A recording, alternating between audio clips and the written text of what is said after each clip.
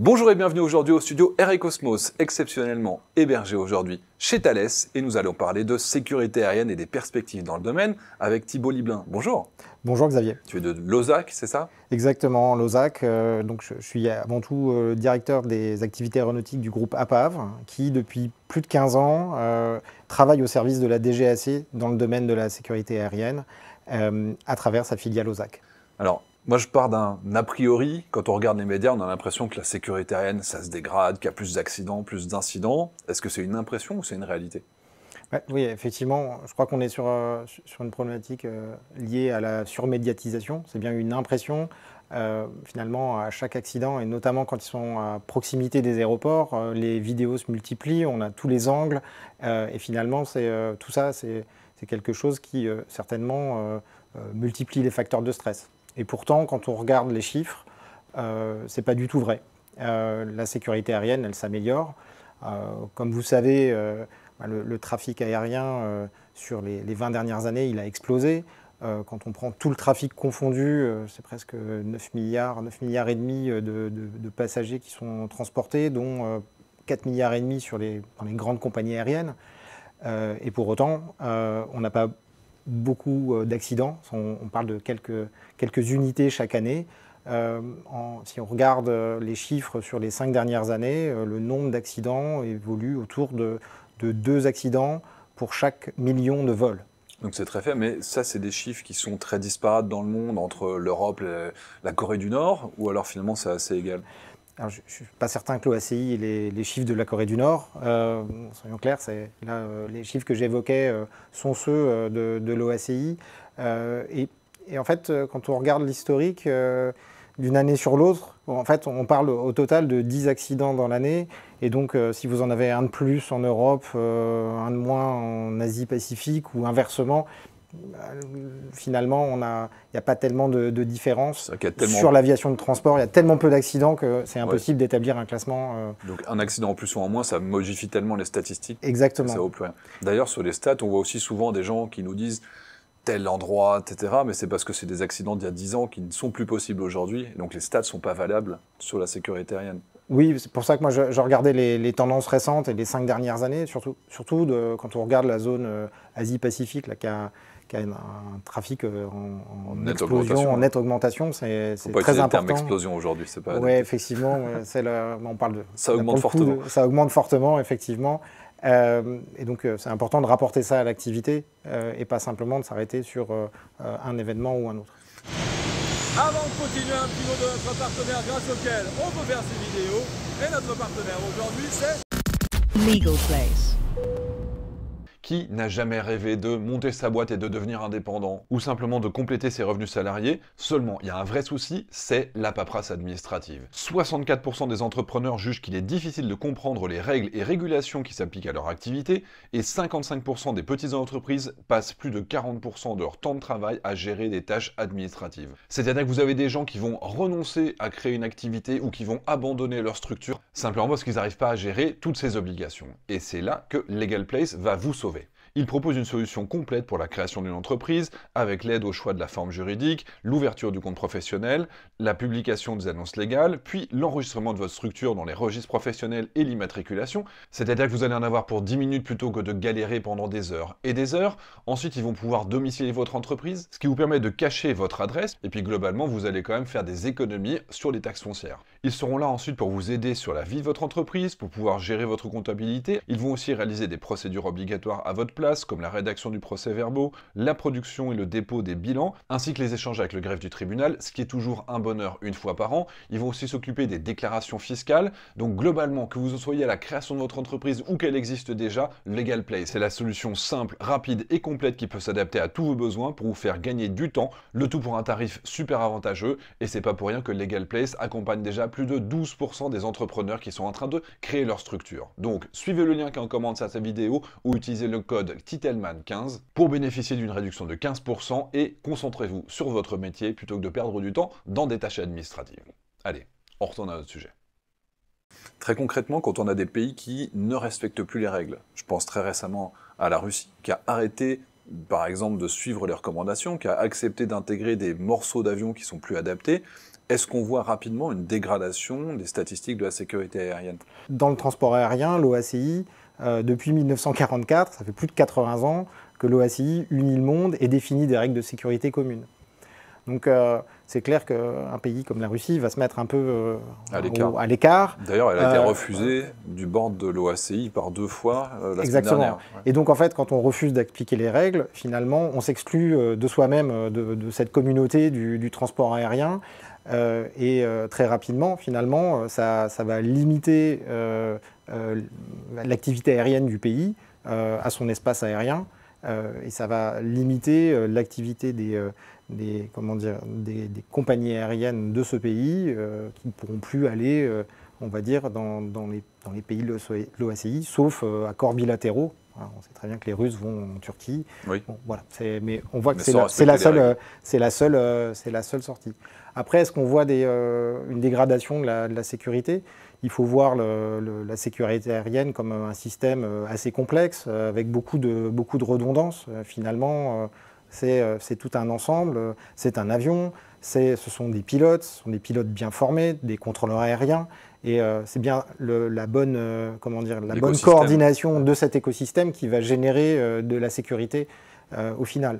Et donc, effectivement, si un des éléments pourrait être défaillant, les autres vont rattraper. Et donc, on ne va pas avoir de dégradation immédiate. Mais il est clair qu'une absence d'application des bons fondamentaux, et je dirais le minimum sont les 19 annexes de l'OACI, va amener à terme à une dégradation de la sécurité. Ça veut dire que l'international n'a pas le même niveau de fiabilité qu'au niveau national, mais est-ce que vous pouvez par exemple dire, je ne sais pas, il y a un opérateur qui veut lancer une ligne en Afrique, dans une zone où parfois c'est pas totalement fiable, est-ce que vous pouvez préparer la sécurité pour l'arrivée de cette ligne? Alors, je pense il y a 2 cas. Si on parle d'un opérateur français qui va aller établir une escale plus loin, effectivement, on va appliquer les mêmes règles que celles qui sont en France. Ça, oui. C'est le premier point. Maintenant, on peut se poser la question en cas d'affrètement, parce que lorsque une agence de voyage va organiser un voyage avec plusieurs tronçons, il va se poser la question de comment assurer la sécurité de mes clients pendant ce voyage et jusqu'au dernier point. Je pense qu'il y a plusieurs réponses à ça. Déjà, il y a un certain nombre de labels. En Europe, IATA pousse un label qui s'appelle IOSA, et qui est assez connu et qui permet finalement, à travers ce label, ça permet à l'agence de voyage de s'assurer que la compagnie est bien labellisée IOSA, et ça, je dirais que ça facilite son travail. Maintenant, dans le cadre des activités qu'on peut réaliser au sein du groupe APAV, il nous arrive pour des sociétés qui ont pas une activité de loisir, mais une activité professionnelle dans des zones difficiles, d'aller auditer les compagnies aériennes en local pour s'assurer que les personnels qui vont être transportés sont pas en danger là-bas. On voit pas mal de problématiques autour de la traçabilité des pièces détachées. On se souvient par exemple du crash du Boeing 737 MAX chez Lion Air. À la base, c'était parce qu'ils avaient un capteur qu'ils avaient récupéré une sorte de décharge. On voit qu'en Russie aussi, il y a beaucoup, et en Iran, il y a beaucoup de détournements. Est-ce qu'on peut garantir une sécurité, une traçabilité des pièces détachées qui sont mises sur nos appareils?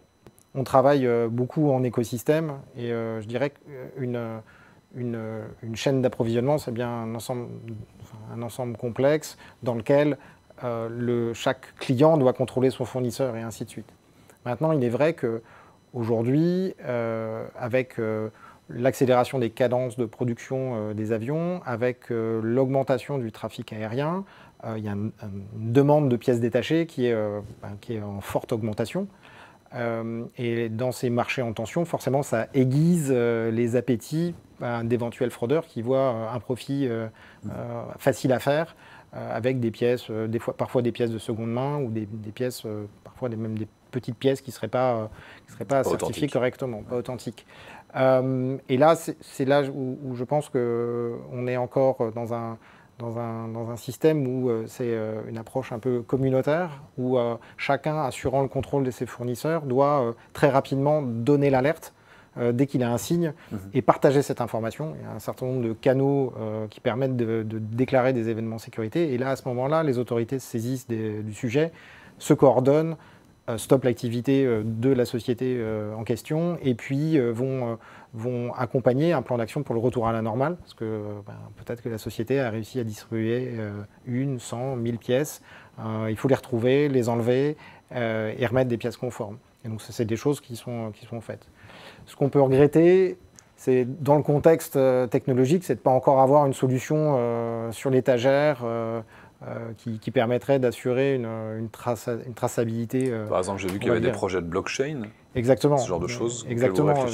Aujourd'hui, alors c'est pas quelque chose qui est porté par les autorités, c'est l'industrie qui s'est saisie elle-même face à cette menace pour son activité, qui s'est saisie du sujet, et les grands donneurs d'ordre aujourd'hui testent des solutions à base de blockchain pour remonter à l'origine de la moindre rondelle ou de la moindre résistance dans un calculateur pour ainsi authentifier chacun des acteurs de cette supply chain qui, il faut le reconnaître, dans le monde aéronautique est assez complexe et forcément globalisé. Et j'en viens à une autre question aussi. On voit par exemple la certification d'avions qui soient ni américains ni européens, le C919 par exemple, ou le MC21 si les Russes avaient pu continuer.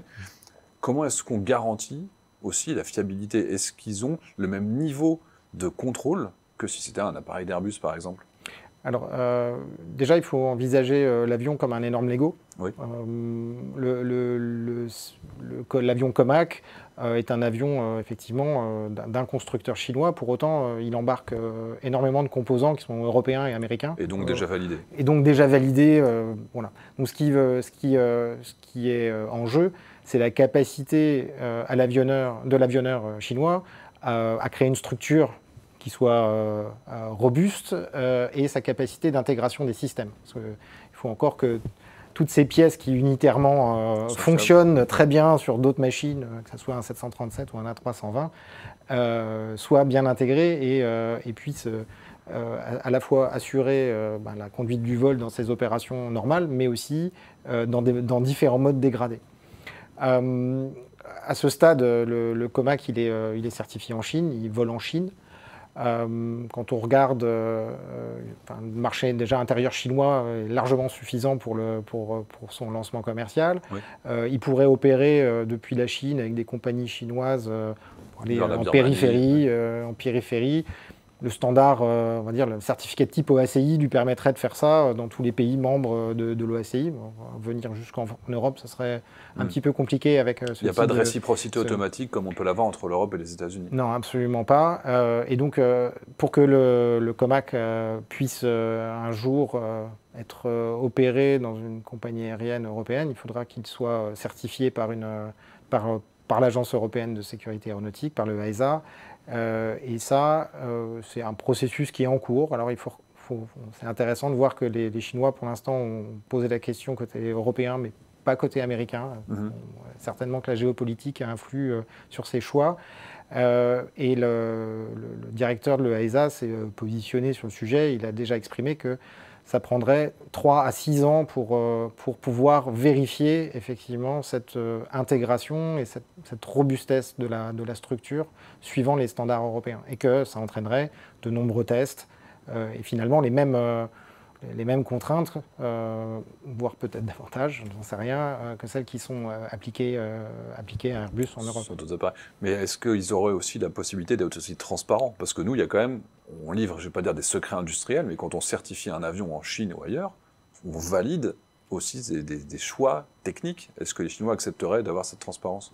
Je ne peux pas me mettre à leur place. Pour autant, ce qu'on peut dire, c'est que aujourd'hui, même si certainement les équilibres dans le monde sont appelés à changer dans quelques décennies, en tout cas parlons de l'aéronautique parce que les cycles sont très longs, ce qu'on peut voir c'est que un éventuel succès commercial de cette machine à court terme ne peut passer que par la certification européenne et américaine, parce que sinon, aucun financeur, ni les banques, ni les loueurs d'avions ne voudront investir leur argent dans une machine qui n'a pas ce label, parce qu'aujourd'hui, il faut reconnaître que notre réglementation européenne est peut-être décriée dans le monde de l'agriculture. Bon, ça, c'est un autre débat. Ce qu'on peut dire, c'est que, de point de vue aéronautique, elle est efficace et elle est elle est aujourd'hui plébiscitée dans le monde entier. Et on a une puissance normative, en tout cas dans le domaine de l'écologie et de la sécurité, qui est sans égal. Exactement. Sur la question maintenant, on revient sur l'OSAC. Vous avez dit que vous étiez prestataire de la direction de l'aviation civile, je ne sais pas si on peut le dire comme ça. Ouais. Qu'est-ce que ça veut dire concrètement ? Alors bon, la DGAC, elle a en charge d'organiser le transport aérien en France et essentiellement s'assurer que ce transport il se fait dans des bonnes conditions de sûreté, parce que le transport aérien peut être menacé, oui. Et surtout de sécurité. Au sein de la DGAC... On peut juste expliquer la différence. La sûreté, c'est éviter que nos avions se fassent shooter par les Russes quand ils survolent l'Azerbaïdjan. Oui, ou c'est éviter toute malveillance vis-à-vis du transport aérien. Donc ça, c'est la sûreté. Oui. Donc la malveillance pouvant aller effectivement d'une atteinte à un passager jusqu'à... faire rentrer des bombes dans nos avions. Faire rentrer des bombes. Et donc c'est un des piliers, la sûreté. Et la sécurité, c'est celui dont on s'occupe, c'est celui d'éviter tout accident. C'est un ensemble, c'est un écosystème, c'est assez large. La direction de la sécurité de l'aviation civile à l'intérieur de la DGAC coordonne l'ensemble de ces activités et effectue une grande partie des contrôles, notamment dans le domaine opérationnel, sur la navigation aérienne, les aéroports. Et cette direction a fait un choix qui est très très ancien, d'externaliser les contrôles dans le domaine de la production des avions et de la maintenance des avions. Et donc ça a amené finalement la DGAC à choisir un prestataire unique pour effectuer ces contrôles. Et tous les 6 ans, le contrat est remis en jeu. Et moi, je suis content de travailler pour le groupe APAV qui a gagné 3 fois de suite cet appel d'offres et qui, depuis 15 ans, assure ses missions. Mais c'est-à-dire que vous avez réellement des spécialistes, des ingénieurs qui vont sur les lignes d'assemblage ou alors qui vont chez Air France Industrie pour vérifier que le travail est bien fait. Alors, vérifier que le travail est bien fait, on fait effectivement un certain nombre de sondages, mais on n'est pas, évidemment, derrière chaque mécanicien à chaque heure du jour et de la nuit. Par contre, on va d'abord regarder est-ce que leur organisation est conforme à l'attendu de la réglementation? Est-ce que leur procédure décline bien toutes ces mesures de sécurité qui sont préconisées par la réglementation? Et est-ce qu'ils les appliquent? Et vous avez déjà vu trouver des écarts? Alors, vous citiez des sociétés ou autres. Alors, oui, il y a un peu de confidentialité. Oui. Évidemment, s'il n'y avait jamais aucun écart, on n'aurait pas d'autorité de contrôle, et donc le système fonctionnerait. Il faut voir qu'on est quand même dans une activité complexe, ça demande un certain nombre de moyens. Donc oui, il y a des écarts, parce que, liés à la complexité du système, mais aussi par rapport parfois aux moyens qui sont requis. Est-ce qu'on a arrêté une compagnie aérienne? C'est quelque chose, ça a pu nous arriver, mais on voit que souvent c'est la situation économique qui nous amène à finalement arrêter les frais, parce que la société n'a plus les moyens d'assurer une bonne maintenance. Au quotidien, on fait un certain nombre de contrôles dans les entreprises, il y a des écarts, on les accompagne, il y a des plans d'action, toujours d'amélioration. On essaye toujours de faire mieux. Ce qu'on peut dire, c'est sans arrêter toute l'exploitation, on constate parfois une anomalie sur un avion. Ça peut amener à arrêter un avion quelques heures, le temps que la compagnie fasse ce qui est nécessaire. Maintenant, heureusement, c'est un système où on est on va dire le 3e contrôle après la société elle-même et son système qualité, et ils ont déjà détecté la majorité des défauts à leur niveau. C'est une façon de dire qu'en Europe, on voit quand les portes sont mal vissées. Bref. Mais effectivement, vous dites ça, il y a un sujet effectivement de répartition et de délégation qui peut être donnée aux sociétés. On est aussi en Europe dans une démarche où on veut responsabiliser les entreprises. C'est leur responsabilité, c'est leur engagement à délivrer des produits conformes. Pour autant, ce que je peux exprimer, c'est que dans le domaine de la production, juste à l'échelle de la France, j'ai une trentaine d'inspecteurs qui sillonnent toutes les usines de France en permanence, rien que sur le sujet de la fabrication des avions. J'en ai une autre trentaine qui vont surveiller toutes les compagnies aériennes au quotidien, simplement sur l'aspect maintenance. Ah, donc c'est gros. Et alors, à titre personnel, quand tu prends l'avion, parfois tu repères des choses, des écarts, ou tout va bien? Alors, deux choses. Moi, je suis issu du monde de la maintenance aéronautique, donc j'ai toujours un œil d'expert. Maintenant, quand on va dans un avion, on voit surtout la cabine, et Donc voilà, c'est plus une question d'expérience passager qu'une question de sécurité aérienne. Pas d'inquiétude dans ce domaine-là. Absolument aucune. Bon, Thibaut, merci beaucoup. Super intéressant. On mettra peut-être les liens vers les organisations. Je ne sais pas si vous recrutez ou si vous avez des activités en cours. C'est toujours le cas. Oui, mais effectivement, dans tout le secteur aérien est en recrutement permanent et APAV et OSAC en particulier ne sont pas en reste. Allez, on met les liens en commentaire de cette vidéo. On espère que ça vous a plu et on vous dit à très bientôt au studio Air Cosmos. Merci.